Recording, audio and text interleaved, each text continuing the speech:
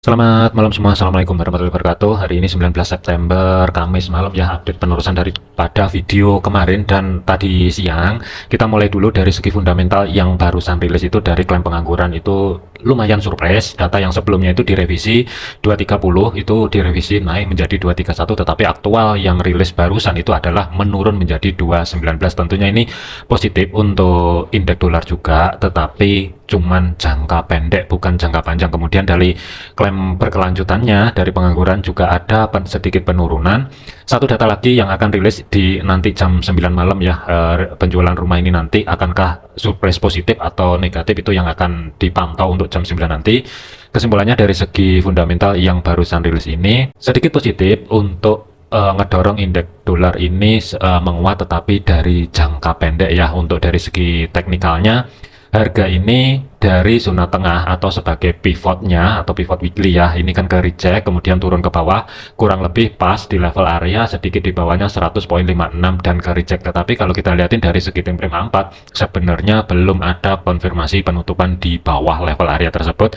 Ada kecenderungan kemungkinan ini akan sedikit kedorong ke atas kalau kita lihatin dari segi time frame H1-nya, tetapi ringnya masih terbatas. Kalau misalkan level area support pertama weekly atau saat ini berubah fungsi sebagai level area resisten 101.04 ini mampu menahan pergerakan, ada potensi ini mungkin akan balik ke bawah kembali. Tetapi kalau malam ini jebol atau misalkan daily close-nya mampu tutup di atas level area tersebut, ada potensi malam ini sampai besok ya, untuk besok di sesi Asia sampai dengan malamnya ada potensi ini mungkin indeks dolar akan bergerak ke atas menuju atau retest di zona tengah sebagai pivot weekly. Jadi kesimpulannya untuk indeks dolar ini ada potensi dari segi time frame satunya ini ada sedikit penguatan, tetapi ini kalau kita lihatin dari segi time frame besar ini masih bearish ya. Jadi kalaupun ada kenaikan konteksnya hanya sebatas koreksi. Zona pantaunya 101.04 untuk hari ini sampai dengan besok malam ya. Fokusnya kalau misalkan ada kenaikan 101.48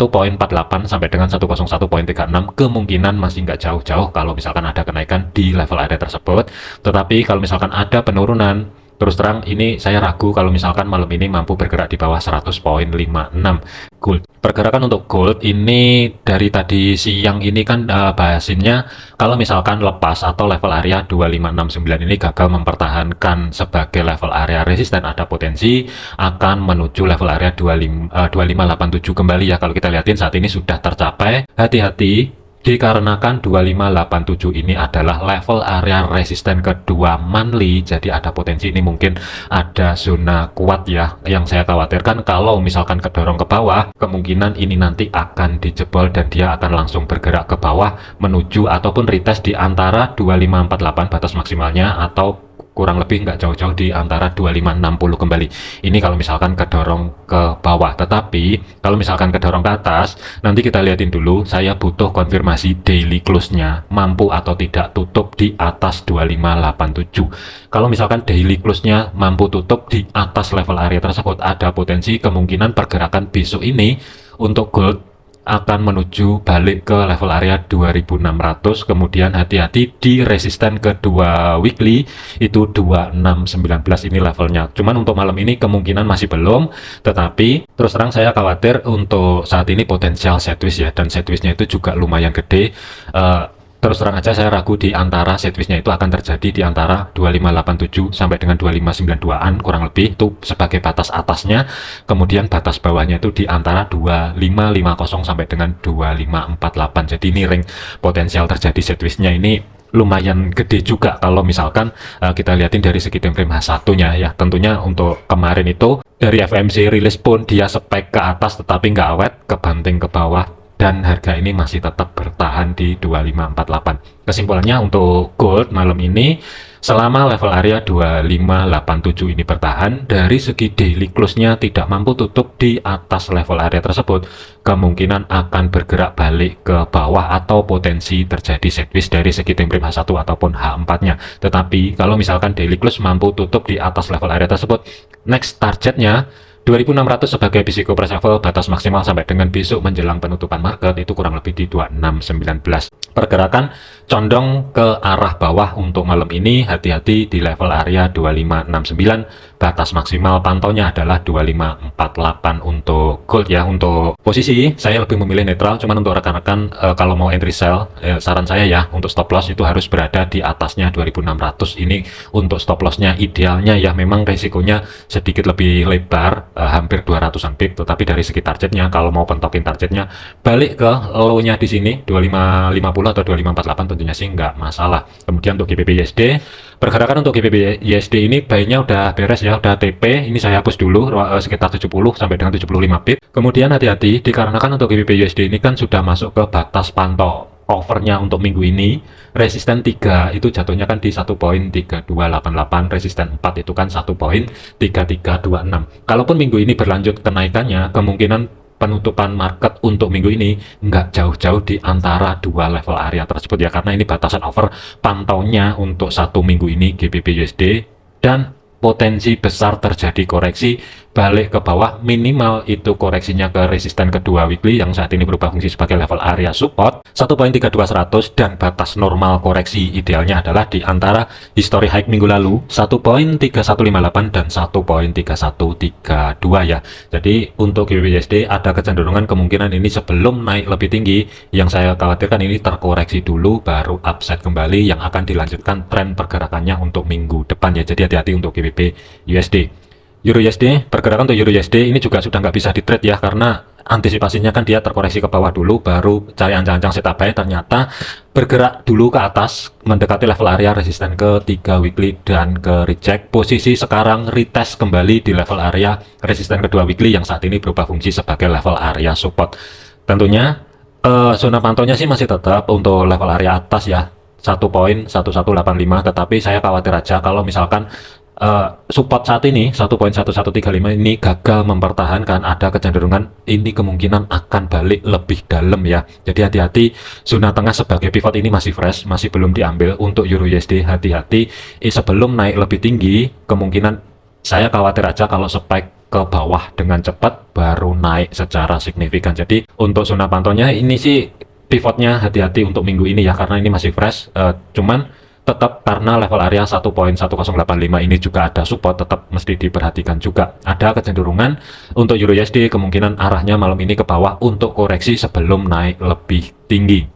AUD USD, pergerakan untuk AUD USD ini statusnya juga sama GBP USD ya, dia sudah memasuki batasan pantau overnya sebagai resisten 3 dan 4-nya 0.6852 dan 0.6825. Ada kecenderungan dikarenakan ini sudah mencapai batas pantau overnya untuk minggu ini. Kalaupun misalkan terjadi kenaikan, kemungkinan penutupan market minggu ini nggak jauh-jauh di antara 0.6825 dan 0.68600 ya. Ini kalau misalkan lanjut ke atas. Tetapi kalau misalkan dia terkoreksi ke bawah, di sini hati-hati, kurang lebih ya ada 3 retest di level area 0.6770 yang saya khawatirkan sebelum AUD USD ini melanjutkan perjalanan ke atas kembali, terkoreksi dulu, retest di level area resisten kedua weekly atau saat ini berubah fungsi sebagai level area support baru upside kembali, dan tentunya ini kemungkinan akan dilanjutkan untuk minggu depan ya. Jadi batas pantau maksimal untuk minggu ini 0.6852 dan 0.68300an kurang lebih di kisaran level area tersebut.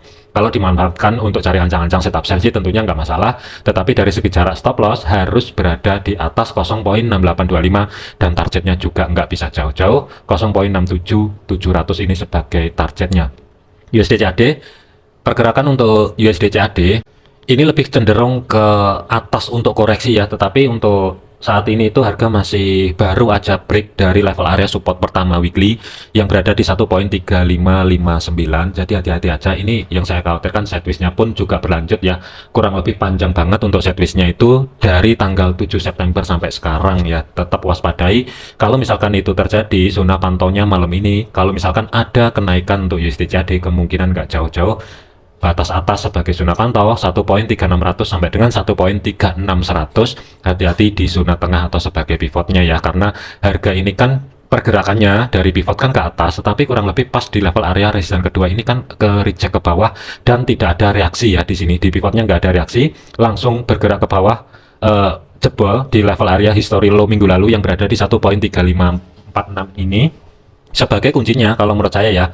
perhatikan aja untuk daily close-nya. Kalau daily close-nya ini tidak mampu tutup di bawah history low minggu lalu 1.354, hati-hati, potensi ini mungkin akan bergerak ke atas, tetapi konteksnya masih kemungkinan sideways. Batas maksimal pantaunya 1.36. Untuk planningnya silahkan tentukan sendiri. Saya tidak mau ambil risiko ya, karena ada beberapa posisi untuk minggu ini yang sudah TP ataupun kena SL juga ada, tetapi dari segi pendapatannya tentunya sih ini sudah, kalau menurut saya sudah over. Jadi saya nggak mau terburu-buru masuk ke market untuk malam ini ya, meskipun ada peluang, kemungkinan saya akan ngambil di beberapa pair yang ada potensi aja. Cuman untuk rekan-rekan yang ada entry posisi buy, saya cuma bisa nyaranin hati-hati di zona tengah atau sebagai pivotnya, dan batas maksimal pantau sampai dengan besok malam 1.36. Kemudian untuk cari ancang-ancang setup sell-nya belum ada ya, jadi ada kecenderungan USD/CAD sideways-nya ada potensi berlanjut di antara kurang lebihnya 1.36 sampai dengan 1.3622. Batas bawah adalah di 1.3546. USD Swiss, pergerakan untuk USD Swiss ini lumayan kuat ke atas, tetapi kan ini juga bolak-balik aja ya, di muter-muter di zona tengah atau sebagai pivotnya. Dan posisi harga ini meskipun ada sedikit bergerak ke atas di atas sebagai level konfirmasinya pivot ya 0.8498, tentunya ini masih belum ada konfirmasi penutupan di atas level area tersebut. Tunggu aja nanti di kisaran jam 8 malam atau jam 12 malam ya. Kalau misalkan USD Swiss ini mampu tutup di atas level area 0.8498, ada potensi ini mungkin akan sedikit kedorong ke atas di area 0.8526. Di sini ada zona supply yang masih fresh bertumpuk dengan resisten pertama weekly. Jadi zona pantaunya kalau menurut saya, selama nanti USD Swiss kalau misalkan ada penurunan kembali, kuncinya adalah tidak mampu bergerak di bawah 0.8464, ada kecenderungan untuk hari ini sampai dengan besok kemungkinan akan ngejar resisten pertama weekly yang berada di 0.8526. Kalaupun cari ancang-ancang setup buy ya, dikarenakan ini kan juga ekornya panjang banget dan sudah mampu bergerak di atas kembali di support pertama weekly, tentunya sih ini kalau misalkan ada kesempatan dari segi time frame kecilnya ini terkoreksi, selama tidak mampu tutup di bawah 0.8464, tinggal tunggu konfirmasi pembalikan arah, cari ancang-ancang setup buy dengan risiko stop loss berada di bawah history low terdekat ya, ruang gerak sekitar 30-an pip lah, antara 30 sampai dengan 35 pip, dengan targetnya itu ruang gerak sekitar 50 sampai dengan 55 pip, batas maksimalnya history high minggu lalu ruang gerak sekitar 75 pip, ini mungkin ideal. Cuman saat ini masih off dulu, mudah-mudahan ada kesempatan untuk sedikit koreksi dari segi time frame kecilnya kedorong ke bawah untuk nekan resiko.